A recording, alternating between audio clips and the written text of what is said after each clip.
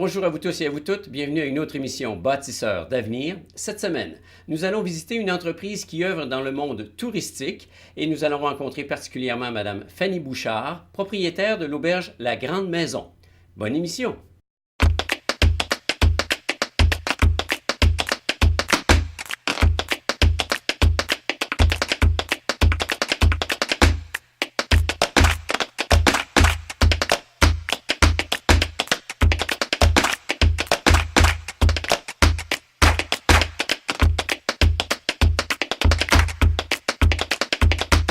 Fanny Bouchard, bonjour. Bonjour, bonjour. On assiste ici par l'entreprise La Grande Maison à ce qu'on appelle un transfert de propriété parce qu'initialement, c'est tes parents qui étaient propriétaires de l'entreprise. Oui. Alors toi, tu es la génération qui vient donner la relève, dans le fond, le futur. Oui, ils sont très contents d'ailleurs qu'on soit là, moi en conjoint, parce que pour pouvoir faire le transfert comme ça d'une entreprise, je pense pas que tu peux faire ça toute une vie. Donc, en étant là, moi et mon conjoint, depuis quand même une quinzaine d'années avec eux, ça fait qu'on relance l'entreprise et encore plus récemment avec notre projet.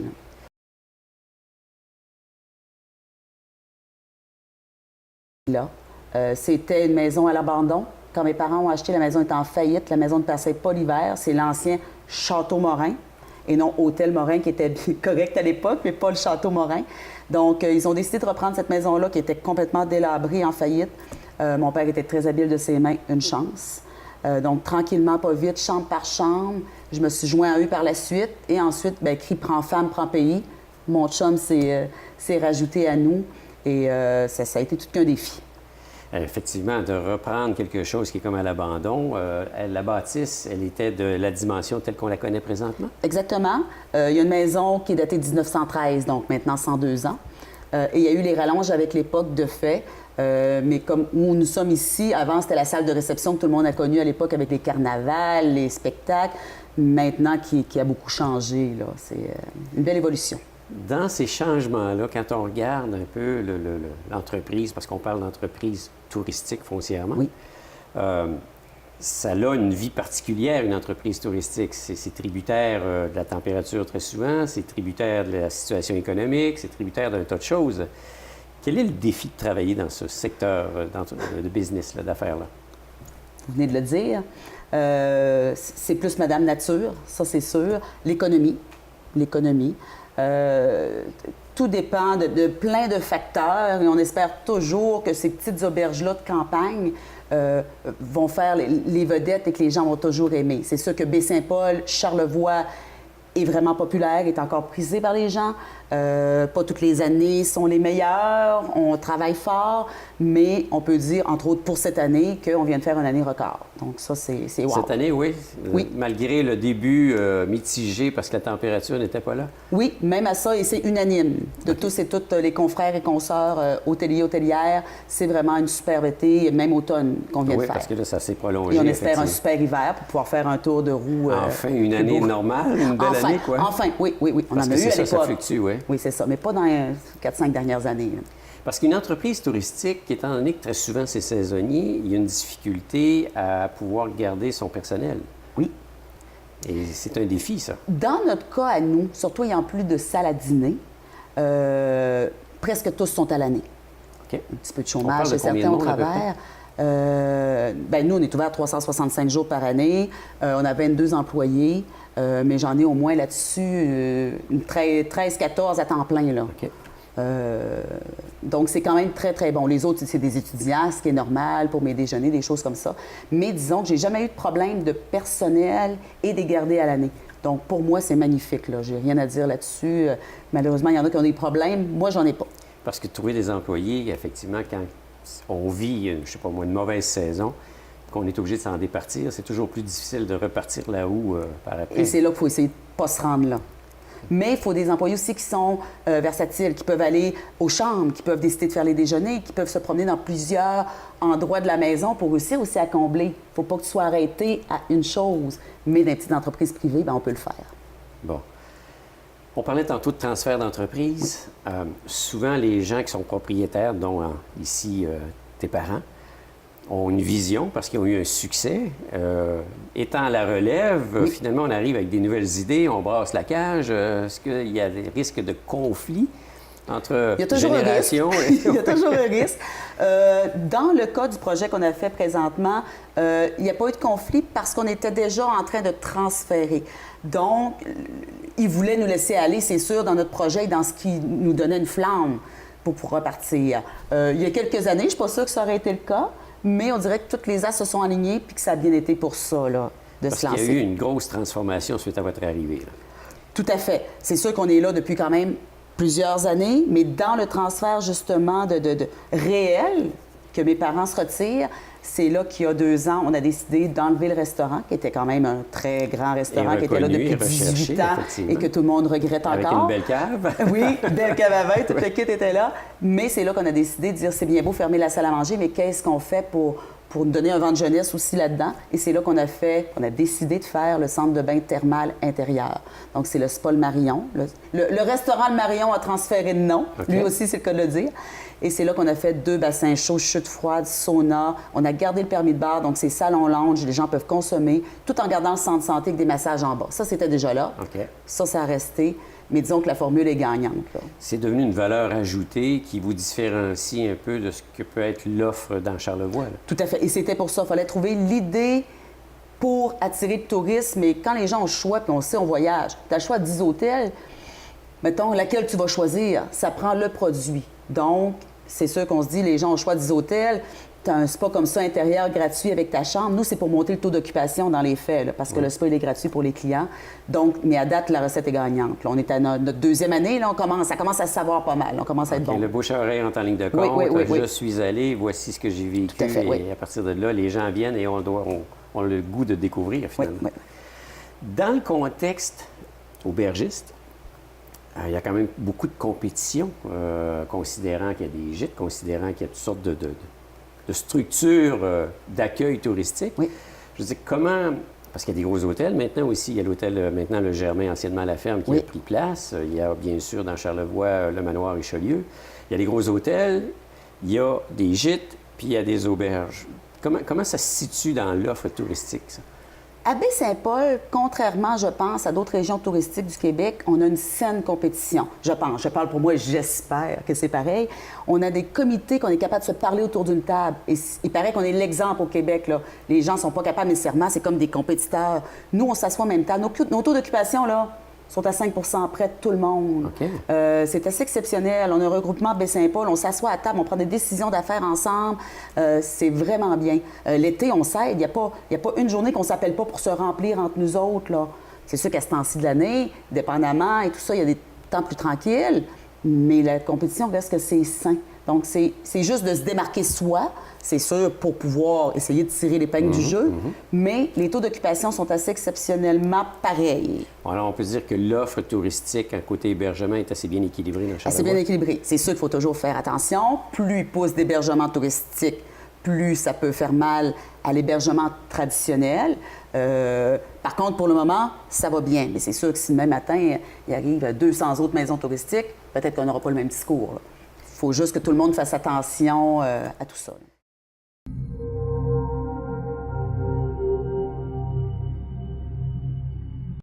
Je pense qu'à Baie-Saint-Paul, les choses continuent de se prendre en main. Il y a plein de projets, tout le monde essaye de collaborer ensemble. On essaye de travailler beaucoup le réseautage, on essaye... Je pense qu'il y a vraiment un beau positivisme pour justement continuer de faire grandir Baie-Saint-Paul et faire grandir le nom Baie-Saint-Paul, d'encore plus le placer sur la carte du monde. Côté compétition, bon, on parle d'un équilibre, on parle d'entraide. Il y a bien sûr ici à Baie-Saint-Paul l'Association des gens d'affaires qui va promouvoir Baie-Saint-Paul. Il y a l'autre organisme qui s'appelle l'Office de tourisme de Charlevoix qui, elle, va avoir un autre rôle. Oui. Est-ce que la collaboration entre ces différents paliers-là d'organisation, ça fonctionne bien? Oui, puis disons que je peux en parler parce que je suis comme toute la gang de comités. Puis présentement, on est comme en cheminement pour regrouper tout ça aussi, pas la TR. La TR, c'est autre chose, mais pour regrouper à Baie-Saint-Paul toutes les sortes d'organismes et que ça devienne chapeauté. Et aussitôt, de toute façon, qu'on prend une publicité. Exemple, Baie-Saint-Paul, le regroupement des auberges, on prenait une publicité. c'est via l'association touristique parce qu'eux ont un pouvoir d'achat beaucoup plus gros dans la publicité, exemple. OK, oui. Donc, les campagnes publicitaires, exemple, Baie-Saint-Paul va prendre la campagne publicitaire, mais dans la campagne de l'ATR. D'accord. Donc, tout est chapeauté comme ça. Il n'y a pas de, à part des petites actions qu'on peut faire à l'interne, mais tout est vraiment chapeauté. Même chose pour le massif. Exemple, cet hiver, les sommets du Saint-Laurent, qui sont les deux montagnes, Sainte-Anne et le massif, c'est la même chose. Baie-Saint-Paul prend de publicité via l'ATR qui ont un pouvoir d'achat de publicité. Donc, tout est bien fait, là, parce qu'on réussit à se parler. Je pense que le Charlevoix puis Baie-Saint-Paul a connu une belle saison touristique en 2015. L'été a été comme un peu particulier parce que l'été, d'un point de vue de la météo, a tardé à arriver. Mais malgré tout, le tourisme a été là. On a eu énormément de tourisme européen aussi au mois de juillet. Puis une fois que le beau temps est arrivé, on a eu tout le monde des quatre coins du monde qui était là, les Québécois, les Canadiens, puis des gens de partout dans la planète. Puis c'est d'ailleurs pas fini, là, on est au mois d'octobre et on a encore du tourisme. Si je comprends bien, avec la saison que vous venez de connaître, vous allez dire Charlevoix est une bonne place d'affaires. Oui. Oui? Oui. Touristiquement parlant? Oui, mais ça dépend. Je pense qu'avant de bâtir des nouvelles choses, si des nouveaux investisseurs arrivaient dans la région, c'est d'acheter ceux qui sont déjà là. Et des renipés ou de ci ou de ça, que dire on invente des nouvelles affaires. Attendez un petit peu, on a fait un bel été, mais on n'est pas prêt à voir arriver un autre de 40, un autre de 30. Ouais, non. Il faut quand même prendre le temps de pouvoir absorber la clientèle. Des nouveaux produits touristiques, oui, des choses comme ça. Par contre, point de vue hébergement, je pense que s'il y a des nouveaux investisseurs, c'est d'acheter ce qu'il y a à vendre un peu partout, puis de voir après ça comment ça fonctionne. Une entreprise comme la vôtre, par rapport aux produits offerts, ça peut donner quoi comme retombée pour la région? Il y a plein de choses à considérer. Il faut considérer les gens qui y travaillent, qui font une retombée, veut pas par leur métier ou par des choses comme ça, qui dépensent. Pour les retombées touristiques, bien, exemple, moi, quand je suis complète, j'ai quand même 50 personnes qui vont aller souper dans les restos. Puis Dieu sait que, vu que j'en ai plus, mes anciens compétiteurs restaurateurs sont très, très, très heureux. Okay. Ils s'en sortent très bien. Et ça a bien fait parce que ça fait sortir les autres restos. Au lieu que tout le monde soit comme ça, bien, là, ça donne...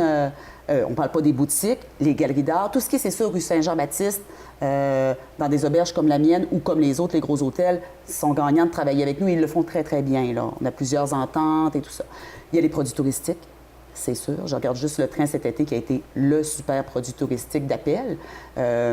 Ça a été rentable pour tout le monde, là. Moi, le nombre de personnes qui arrivaient au train ou qui sont allées faire d'autres activités touristiques, qui vont aller sur l'île dépenser, qui vont aller aux baleines, qui vont aller partout. Donc, pour retomber, c'est sûr que c'est difficile à quantifier. Ça prendrait des études pour voir combien de personnes dépensent à quel endroit et tout ça.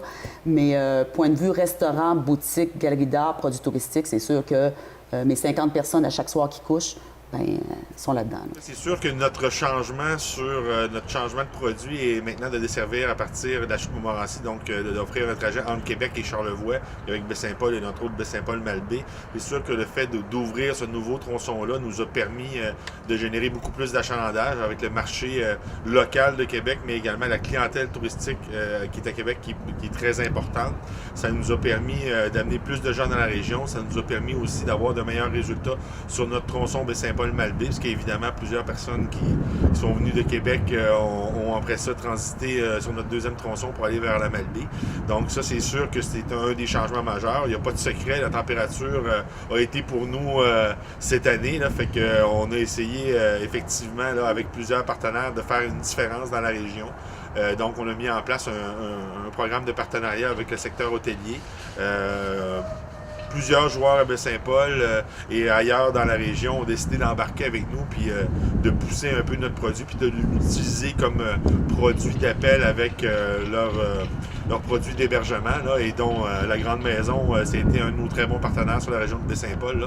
Fait qu'on pense que le travail conjugué de notre réseau d'hébergement plus de nous avec température, bien, ça nous a aidé là, à donner un petit apport à la région, à donner un petit plus là, des fois qui fait la différence là, dans les saisons qui sont aussi importantes et aussi courtes aussi. Là. En ce moment, on célèbre la super saison estivale qu'on a eue. On a prolongé la saison tellement que la clientèle était au rendez-vous. Donc, c'est juste du positif autour de réseau Charlevoix en ce moment. Dans un avenir rapproché, considérant que vous venez comme asseoir maintenant une nouvelle offre de produits, ça serait quoi les prochains défis? Bien là, les gens qui m'ont bâti ça veulent qu'on fasse une phase 2 à l'extérieur. Là. OK. On va commencer par payer la phase 1, mais ça serait peut-être... Mais ça dépend aussi des années, comment ils vont s'enligner. Là. Si on fait un 2-3 ans comme ça vient d'arriver, comme cet été, mettons, il n'y a pas de problème. À ce moment-là, on peut se lancer à s'inventer des plans. Ça donne un coussin, ça donne... Parce qu'il va falloir que la région... Vous voyez, nous, on le fait. C'était pas des meilleures années touristiques qu'on a décidé de faire un projet comme ça. Puis, à un moment donné, on a dit « Go, advienne que pourra ». On fait le tout pour le tout, puis on innove. Il va falloir à un moment donné que les gens fassent ça. Puis les caisses n'ont pas été réticents du tout. C'était un nouveau projet, c'était « wow OK. ». Ils sont prêts, je pense, quand les gens innovent. Puis pour la région, il va falloir arrêter de s'asseoir sur...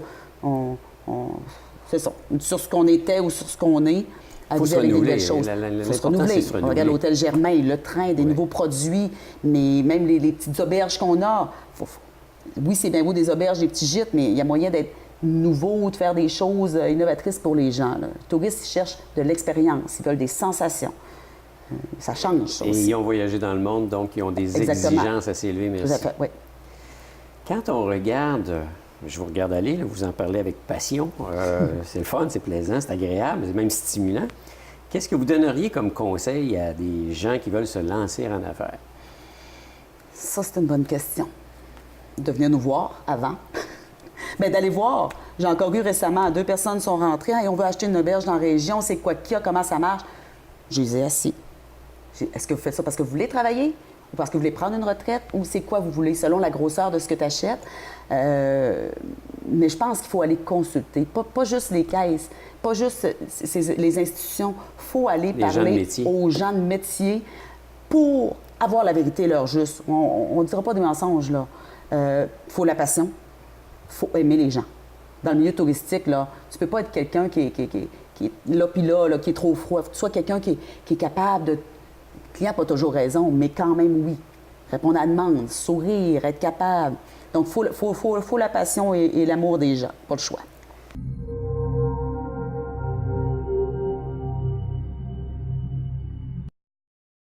Dans des transferts d'entreprise du genre, c'est pas quelque chose qui vient spontanément. Veut pas, c'est des affaires. Puis il faut que les choses se passent bien. Oui. J'imagine, bon, souvent on a un banquier, on a un notaire, on a peut-être un avocat là-dedans. Il y a des gens qui sont là pour nous aider. Oui. Est-ce que vous avez fait, vous, appel à différents organismes? On n'a pas eu le choix. On n'a pas eu le choix. Ça prend... Et c'est ça qui coûte cher. Et c'est ça qui est le plus dur dans le processus, de dire qu'il faut enclencher, on n'a pas le choix. Malheureusement, il y a... Maintenant, je pense, dans le milieu agricole, il y a de l'aide pour transfert aux entreprises. Dans notre milieu, il n'y en a pas. C'est quelque chose. Ça prend le fiscaliste, naturellement. Ça prend le CFE. Ça prend le notaire. Mais déjà là, on tombe dans des gros frais. Ça prend beaucoup d'aide. Nous, on l'a eu aussi du CLD. Ça prend... Puis là, on est encore dedans. Là, on va y arriver un jour. On chemine. Oui, chemine. Il n'en reste pas beaucoup, il en reste. Alors, le genre d'aide était quoi? Comment dire ça? Une meilleure structure, une meilleure organisation, des conseils? Bien, c'est surtout du point de vue fiscaliste. Là, le meilleur conseil pour toutes les sortes d'actions. Les actions A, B, C, D, puis comment ça fonctionne. Tout, naturellement, passer chez le notaire. Il faut que tout soit clair. Puis là, tu as le CFE qui s'en mêle naturellement parce qu'eux, ils veulent être sûrs de comment fonctionne le prêt aussi du transfert aux entreprises. Puis que comment ça fonctionne, c'est qui back, comment ça marche, puis c'est quelque chose. Puis en même temps, de ça, on faisait le projet. Donc, on avait quand même... On chapeautait 2 choses en même temps. Là. Donc, le CLD a géré... À penser en même temps. Le CLD a géré et le projet et le transfert aux entreprises. OK. Quand quelqu'un vient vous voir, vous écoute, j'imagine, c'est soit les parents qui viennent vous voir, vous dites, je pense transférer l'entreprise à mes enfants, ou bien non, c'est les enfants, vous dites, écoute, l'entreprise de mes parents m'intéresse. C'est quoi les principaux critères d'évaluation pour dire que finalement, c'est peut-être un projet qui est viable, ou bien non, on se dit non, on oublie ça, là, ça ne fonctionnera pas? Bien, en fait, nous, on analyse toujours certains facteurs. C'est certain que tout dépendant de la valeur de l'entreprise, hein, puis de la capacité financière de la personne, la santé financière de l'entreprise aussi. On évalue... c'est sûr que le côté financier est très évalué, là, c'est une grande partie. Le promoteur aussi qui veut faire l'acquisition de l'entreprise, bien, premièrement, est-ce qu'elle a de l'expérience dans ce domaine-là? Est-ce qu'elle a les qualifications, soit en administration ou en gestion? Et puis, bon, on discute avec cette personne-là, puis il y a tout un processus aussi. On valide le processus processus de relève, parce que c'est pas un processus qui se fait en claquant des doigts, là. Non. Ça se prépare. C'est pas parce que du jour au lendemain, je pars chez le notaire, puis je signe en bas, puis Non, je dis, non, aujourd'hui, vraiment je suis pas. propriétaire, ciao, bye. Non, vraiment pas. Puis aussi, en fait, on a des gens, oui, qui viennent nous voir, qui disent « ma famille veut le reprendre », mais on a des gens tout simplement qui viennent nous voir et qui disent « j'ai pas de relève. Aussi. Mon entreprise est à vendre. Si jamais vous entendez parler des gens qui sont intéressés ou comment je commence mon processus de relève. » Donc, nous, on peut outiller la personne par rapport à ça. Ou encore, dans l'autre optique, c'est une personne qui vient nous voir, qui dit « moi, j'aimerais faire l'acquisition d'une entreprise. Qu'est-ce que vous pensez qui serait bien pour moi? » Donc là, on peut évaluer ça avec la personne. Il y a des institutions financières qui ont des listes aussi d'entreprises qui sont prêtes à être cédées, qui sont prêtes à être vendues. Parce que très souvent, si on a un champ d'intérêt, on ne sait pas trop à qui s'adresser. Exactement. On pense à notre comptable, mais Oui. c'est pas toujours la bonne personne parce qu'il est quand même limité dans sa sphère de contact. Oui, oui. Vous autres, vous êtes en plein centre d'une multitude d'offres potentielles. Bien, l'avantage, c'est que nous, on est capable de référer aux bonnes personnes. Donc, si on a besoin, par exemple, de conseils plus en fiscalité, bien, on va diriger la personne à aller voir un comptable fiscaliste ou encore aller voir une institution financière, donc, ou encore une autre, parce qu'il y a des tables en transfert d'entreprise, ce genre de choses-là. Donc, nous, on est capable d'aller ensuite référer la personne aux bons endroits. Nous, ce qu'on est capable de faire, en fait, c'est d'analyser un peu le projet, de faire le plan d'affaires qui est requis souvent par les institutions financières, puis de les diriger ensuite là, pour aller chercher les sous. Et même si c'est un transfert familial, il faut que ces gens-là qui prennent la relève aient l'esprit entrepreneurial. Ah ben oui, ça va de soi, parce que quand on reprend une entreprise, avec toutes les heures qu'il faut qu'on investisse, les sous, c'est un don, là, il faut se donner quand même pas mal. Donc, je pense que oui, là, il faut qu'il y ait une fibre entrepreneuriale, c'est certain. Parce qu'il y a des statistiques qui existent, hein, je pense, c'est quoi le pourcentage? Oui. C'est quand même, à d'ici 5 ans, là, une entreprise, même si c'est un transfert familial, que le tout semblait de bon augure dans ce transfert-là, il y a échec. Et oui, on dit qu'à peu près 70 là, des relèves d'entreprise dans 5 ans a des échecs. Donc, quand je disais tout à l'heure qu'il faut préparer le processus, là, c'est d'autant plus important. Il faut être préparé. Puis on dit environ, là, ça prend à peu près 5 ans là, minimalement là, pour préparer sa relève d'entreprise. Donc, tout ce qui est transfert, des notions, de la gestion, l'analyse aussi des secteurs, parce que, bon, quand on fait un transfert d'entreprise, c'est pas juste un échange d'argent, hein? Souvent, il y a des employés, il y a des relations avec les fournisseurs, il y a toutes les immobilisations, l'équipement, s'il y a des bâtisses, il y a des choses comme ça. Donc, il y a beaucoup de facteurs à analyser, puis prendre le temps aussi d'aller dans chacun des secteurs, puis de faire bien les choses, là, puis d'analyser tout ça, là. Est-ce que vous pourriez dire que si vous aviez fait, avoir la volonté de se lancer en affaires et d'ouvrir une auberge, vous auriez eu le même genre d'approche que si vous êtes ici, puis dû au transfert d'entreprise, bien là, vous étiez en connaissance de cause, vous saviez qu'est-ce qu'il en était. Est-ce que ça aurait été le même genre de défi? Bien là, c'était plus facile parce qu'on était déjà dedans. Et c'est drôle parce que depuis 2 ans, ce que je dis aux clients, c'est comme si j'avais acheté une auberge, comme si j'avais acheté un commerce que je suis tellement à l'aise dedans. Mais c'est comme si pour moi, c'est un nouveau commerce. Pourtant, c'est le même commerce. Oui. Mais c'est ce qui a fait qu'on a encore la flamme. Je ne suis pas sûre qu'on peut garder la flamme pendant 50 ans dans ce métier-là. Là. On peut, mais il faut être bon. Là. Tandis que nous, c'est comme si, moi, ça fait quand même 20 quelques années que je suis là avec mes parents, et c'est comme si là, ça fait 2 ans que j'ai une nouvelle business. Pourtant, c'est pas ça. Mais si j'avais acheté un autre business à quelque part, tout est nouveau, puis là, tandis que moi, je suis très à l'aise dans ma business. Donc, je suis bonne dans mon nouveau commerce. Vive la continuité, dans le fond. Le nouveau dans la continuité. Les statistiques sont assez importantes. Hein? On parle de 100 000 entreprises d'ici 10 ans qui vont avoir besoin de relève entrepreneuriale. 100 000 entreprises. Oui, dans la province de Québec? Oui, au Québec. Donc, on voit qu'il y a beaucoup de besoins. On sent, il y a une vague, hein, ces temps-ci, on s'en parlait tout à l'heure. De plus en plus, on voit qu'il y a un sentiment là, de vouloir promouvoir l'entrepreneuriat au Québec parce qu'on sait qu'il va y avoir des besoins. Donc, soit des fonds qui vont être créés ou d'autant plus d'aides. On sait que, bon, toutes les institutions financières, les bailleurs de fonds ont maintenant des guides de pratiques pour aider la relève entrepreneuriale et d'autres d'outils, là, justement, pour accompagner ces gens-là.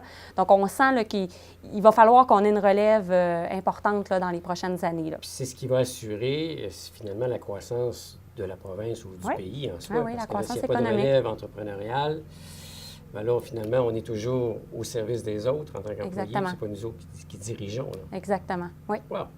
Si on revient à l'Auberge de la Grande Oui. Maison par rapport à leur vision, parce que les gens impliqués, comme vous le mentionniez tantôt, Fanny et Pierre, Oui. eux avaient déjà une bonne connaissance de l'entreprise, Oui. d'une part, mais malgré tout ça, ils ont su y apporter une certaine touche Mm-hmm. en modifiant l'offre de service qui était offerte Oui. antérieurement par rapport à un nouveau projet qui est le spa Exact. urbain, Oui. le Marion. En fait, avant, il y avait la restauration qui était offerte, quand même, un restaurant gastronomique avec des repas de soir et tout ça. C'était considéré une bonne table. Ah oui, oui, oui, Il y c'était avait une une bonne excellente table de vin table. aussi, Oui, là, oui, pas oui, avec des oui, grands oui. crus, là. Oui, oui. Ben, en fait, l'idée, c'était d'apporter un plus-value aux chambres, à l'hébergement, d'augmenter l'achalandage, le taux d'occupation. Donc, ils se sont posé des questions. On est allé voir les tendances. Mais en fait, Fanny, quand elle est venue nous voir, elle avait déjà son idée en tête. Mais il restait à le concrétiser et à le mettre sur papier. Puis, en fait, je pense que ce projet-là, avec toutes les tendances du bien-être, des soins corporels et tout ça, est vraiment arrivé à un bon moment. Et ils ont misé juste. C'est un plus-value. Je pense que les gens réservent souvent, là, puis ça va peut-être faire une rétention aussi de leur clientèle. On sent qu'il y avait un besoin pour ça. Puis ils viennent bonifier leur offre, dans le fond, finalement. Et l'offre, pas juste leur offre, mais l'offre de la région Oui, aussi, exactement. parce que c'est pas urbain, il n'y en a pas, Exactement. dans le coin en soi, Oui, à ce que oui, je oui. sache. Les gens locaux, les gens des autres hébergements qui décident d'y aller, il y a possibilité d'ouverture. Donc, C'est ça, oui. c'est pas exclusivement Non, réservé exact. à ceux qui réservent des chambres Oui, chez oui, eux, oui. là. C'est ça qui est Exactement. l'avantage. Exactement. La plus grande fierté que vous pouvez avoir depuis que vous êtes propriétaire, ou du moins depuis que vous savez que cette entreprise-là existe? Depuis qu'on sait, ben c'est d'avoir réussi, et d'un, de prendre une maison à l'abandon. Et là, je parle surtout de mon père, que là, si on peut lui donner le chapeau là-dessus, oui. D'avoir. Puis pour les gens de la place, c'est Il ce était qu'ils nous disent. visionnaire là-dedans aussi, j'imagine? Si c'était à refaire, je suis pas sûre qu'il le ferait. ok. Je sais pas. OK. Je sais pas parce qu'on savait pas dans quoi qu'on s'embarquait. Puis chambre par chambre, rénovation par rénovation. Même chose quand on a décidé de faire le restaurant. Donc, je pense que chaque petite chose a été des victoires, puis wow, et la reconnaissance aussi des gens du milieu ou du tourisme même, naturellement. Mais c'est ça, dans les 2 dernières années, c'est le spa qui gagne la palme. Et si c'était à refaire, peut-être je l'aurais fait peut-être 3-4 ans avant. Mais peut-être ça ne se serait pas réalisé. OK. Fait qu'on peut pas savoir. Mais pour moi, c'est vraiment le spa, là. On tombe dans quelque chose actuel Oui. qui est la demande. Un projet comme ça, on assure une certaine pérennité, oui, c'est un fait, mais dans les faits, eux autres sont dans le domaine touristique, ce qui est une entreprise, sans dire précaire, mais avec beaucoup, beaucoup d'impondérables. Oui, exactement. Et vous disiez tantôt que dans le type d'entreprise qui se crée, majoritairement, c'est du service. Je ne connais pas le deuxième, mais Le tourisme arrive en troisième, oui. Dans les intentions de développement d'entreprise, souvent, c'est le service professionnel qui arrive en premier, le travailleur autonome. Mais oui, en hôtellerie, restauration, c'est un des troisièmes là, qui vient. Donc, les gens ont un intérêt là, dans ce secteur-là. Ça, c'est généralisé au niveau provincial Québec, encore? oui, oui, OK, oui, OK. oui. Puis dans Charlevoix, bien, le tourisme, on sait l'importance Oui. qu'il y a en soi. D'autant plus, donc, est-ce que le pourcentage est le même? C'est toujours le troisième type d'entreprise au Écoutez, Québec? ça, je ne pourrais pas vous dire parce que je n'ai pas les données, mais c'est certain que moi, je suis spécialisée surtout dans le secteur touristique. Donc, quand les gens viennent me voir avec une idée d'entreprise ou une idée de relève, c'est surtout dans ce domaine-là. Mais je dirais que l'agricole aussi est très fort. Hein? On sait qu'il y a des besoins en relève aussi à l'agricole, qui est difficile aussi parce que souvent, bon, il y a des moyens financiers importants qui doivent être injectés là, quand on achète une entreprise agricole avec les quotas et tout ça, et les bâtiments.